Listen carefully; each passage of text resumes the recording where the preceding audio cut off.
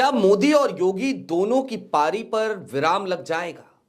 और यह विराम इसलिए लगेगा क्योंकि दोनों को ही शंकराचार्य का श्राप और उस श्राप का ताप अब झुलसाने लगा है। योगी आदित्यनाथ सबसे पहले कोप के भाजक बने शंकराचार्य के, और उसके बाद प्रधानमंत्री नरेंद्र मोदी ने ऐसे मुंह पे उंगली रख ली, चुप्पी साध ली। और आज की तारीख में भारतीय जनता पार्टी, जो कभी नारा दिया करती थी कांग्रेस मुक्त भारत का, जो एक्सपर्टीज रखती है तमाम विपक्षी दलों को तोड़ने का, उस खुद की पार्टी के भीतर इस्तीफों का एक दौर जारी है। 2 दर्जन से ज्यादा नेता अब तक इस्तीफा दे चुके हैं। और आलम यह कि जो लोग अब तक भारतीय जनता पार्टी के तलवे चाटा करते थे, ऐसे लोग अपना दुखड़ा रो रहे हैं। तमाम भक्त सड़कों पे हैं। कोई रुद्राक्ष अपने हाथों में पकड़कर प्रधानमंत्री नरेंद्र मोदी को श्राप दे रहा है, तो कोई अपने जनेऊ पे हाथ रख के श्राप दे रहा है, कोई अपने कपड़े फाड़ रहा है। और इन सब के पीछे 2 अहम कारण हैं। एक, शंकराचार्य का अपमान, और दूसरा, यूजीसी के तहत आया हुआ नया बिल प्रमोशन ऑफ इक्विटी।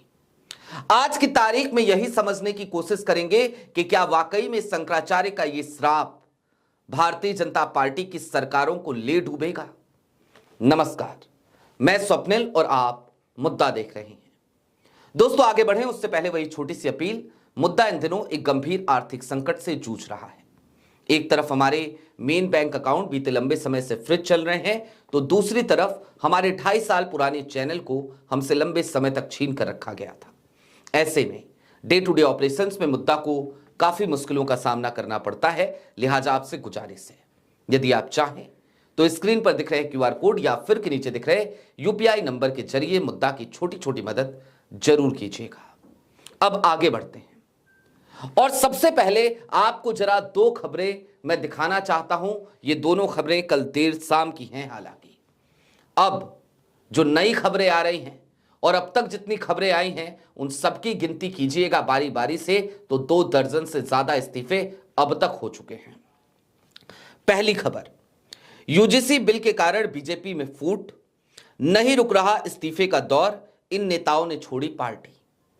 दूसरी खबर, यूजीसी के नए नियम के विरोध की आंच बीजेपी तक पहुंची, 11 पदाधिकारियों ने दिया इस्तीफा। अब ये तो महज इस्तीफों की बात है, बयानों पर भी जरा चलते हैं। आपकी स्क्रीन पर एक ट्वीट है। यह ट्वीट है प्रतीक भूषण सिंह का। प्रतीक भूषण सिंह कौन है? भारतीय जनता पार्टी के विधायक हैं गोंडा से, और भाजपा के फायर ब्रांड नेता, पूर्व सांसद बृजभूषण शरण सिंह के सुपुत्र हैं। क्या लिखते हैं वो? इतिहास के दोहरे मापदंडों पर अब गहन विवेचना होनी चाहिए, जहां बाहरी आक्रांताओं और उपनिवेशी ताकतों के भीषण अत्याचारों को अतीत की बात कहकर भुला दिया जाता है, जबकि भारतीय समाज के एक वर्ग को निरंतर ऐतिहासिक अपराधी के रूप में चिन्हित कर वर्तमान में प्रतिशोध का निशाना बनाया जा रहा है। और रुकिए नहीं, एक ट्वीट और देखिए। पूर्व मुख्यमंत्री मध्य प्रदेश उमा भारती लिखती हैं, और ये शंकराचार्य के मुद्दे पर लिखती हैं। मुझे विश्वास है कि स्वामी अविमुक्तेश्वरानंद जी महाराज एवं उत्तर प्रदेश सरकार के बीच कोई सकारात्मक समाधान निकल आएगा, किंतु प्रशासनिक अधिकारियों के द्वारा शंकराचार्य होने का सबूत मांगना, यह प्रशासन ने अपनी मर्यादाओं एवं अधिकारों का उल्लंघन किया है। यह अधिकार तो सिर्फ शंकराचार्यों को ही प्राप्त है। और मैंने कहा था, बहुत सारे चरण चुंबक हैं।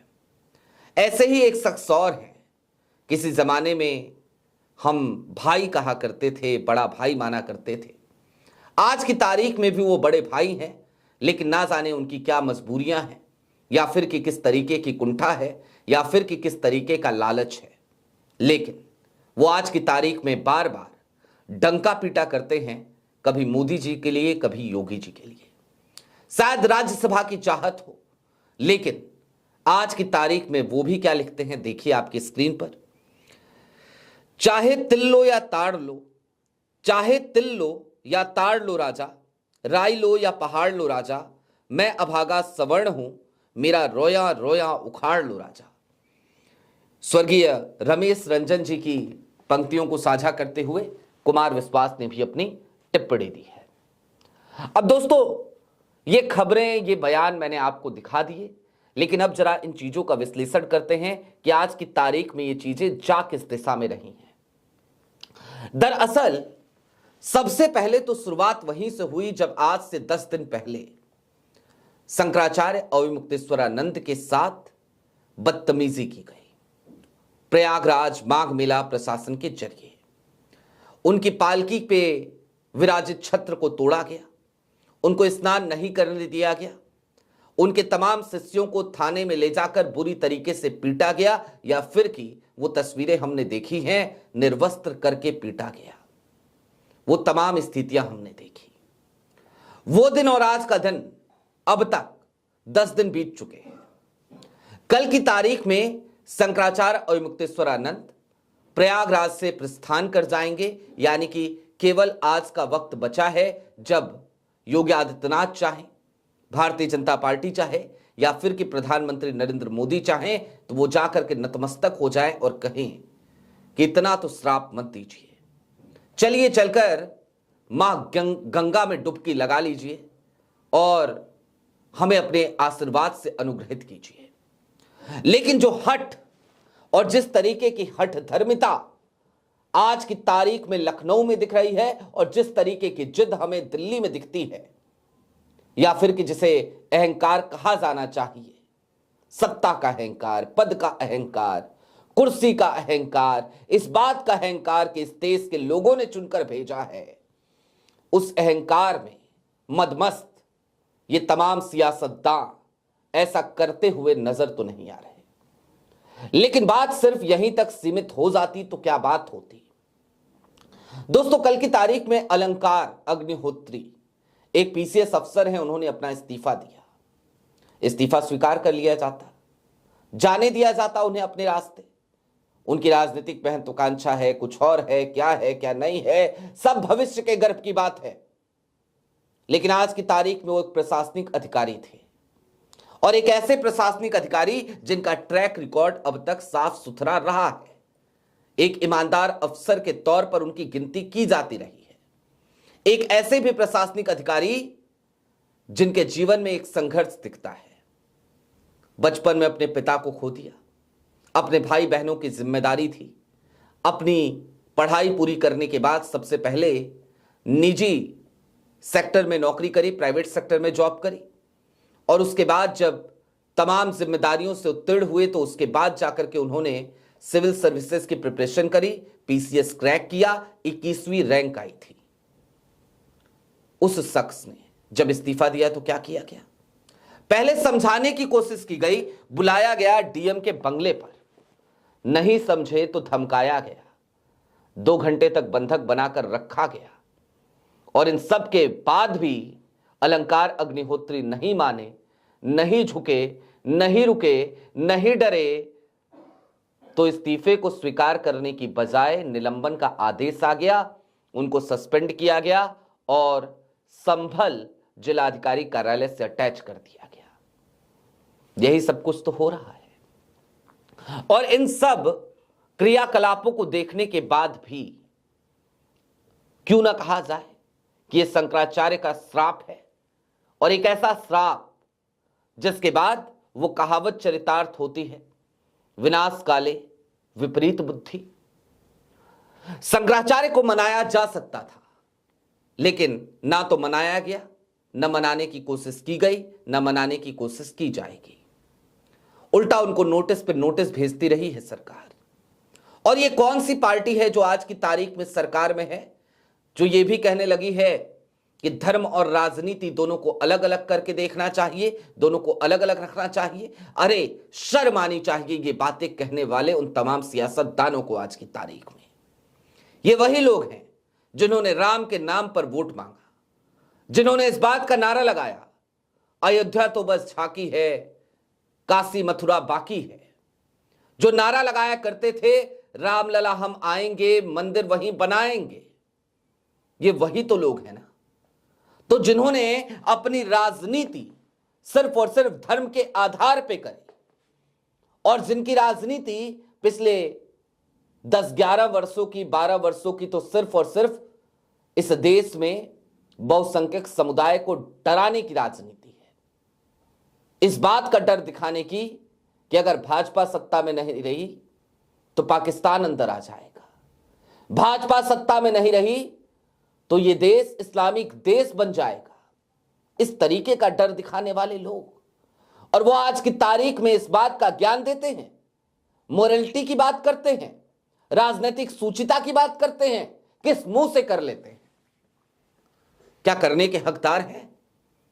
ऐसे नीचे झुक के अपने गिरेबान में झांके तो समझ में आएगा कि अधिकार उन्होंने कभी अपने पास रखा ही नहीं, कभी उनको था ही नहीं, क्योंकि वो इस लायक हैं ही नहीं। लेकिन दोस्तों, चलते चलते इस बात को समझिए, जिस तरीके से इस वक्त इस्तीफों का दौर जारी है, जिस तरीके से इस वक्त भक्त सड़कों पर उतर आए हैं आग बबूला होकर, जिस तरीके से कोई जनेऊ लेकर, कोई रुद्राक्ष लेकर, तो कोई अपने परिवार के किसी अहम सदस्य की कस्में खाकर भारतीय जनता पार्टी को या तो श्राप दे रहा है या फिर यह कह रहा है कि वोट नहीं दूंगा। ये सब कुछ इस बात की द्योतक है कि वक्त है योगी और मोदी की विदाई का, और यह विदाई यूं ही नहीं हो रही। अगर वाकई में भारतीय जनता पार्टी के लोग सनातन धर्म में मानते हैं तो उन्हें फिर ये शास्त्र का ज्ञान भी पता होना चाहिए कि संतों का अपमान कभी खाली नहीं जाता। और फिर आपने तो उसका अपमान किया जिसे संत शिरोमणि कहा जा सकता है, उसका अपमान किया जो परंपरा आज से हजारों वर्ष पुरानी है। आपने सिर्फ स्वामी अवमुक्तेश्वरानंद जी का अपमान नहीं किया, आपने उस पद का अपमान किया, शंकराचार्य पद का, जिन्हें भगवान के समकक्ष माना जाता है। शंकराचार्य भगवान माना जाता है, शंकर का अवतार माना जाता है। अद्वैत के सिद्धांत को जानने वाले, उसे प्रतिपादित करने वाले शंकराचार्य। तो निश्चित तौर पर जब आप इस तरीके का अपमान करेंगे तो उस श्राप का असर होगा। और आज की तारीख में हमें जो कुछ भी देखने को मिल रहा है, ये मुझे कहने में कोई दो राय नहीं कि वो श्राप का ही असर है। कुर्सी हिली पड़ी है, हड़बड़ी है, खलबली है और बार बार डैमेज कंट्रोल करने में माहिर भारतीय जनता पार्टी, वो आज की तारीख में अपनी उस मीडिया जिसको आप पोमेरियन मीडिया कहते हैं, उससे भी ये डैमेज कंट्रोल कराने की हैसियत में नहीं है। आपकी क्या राय है कमेंट बॉक्स में जरूर बताइएगा। अभी के लिए दीजिए इजाजत। चलते चलते फिर वही अपील, चैनल पे नए हो तो सब्सक्राइब करते हुए जाइएगा, सक्षम हो तो छोटी छोटी मदद मुद्दा की जरूर कीजिएगा। बहुत शुक्रिया।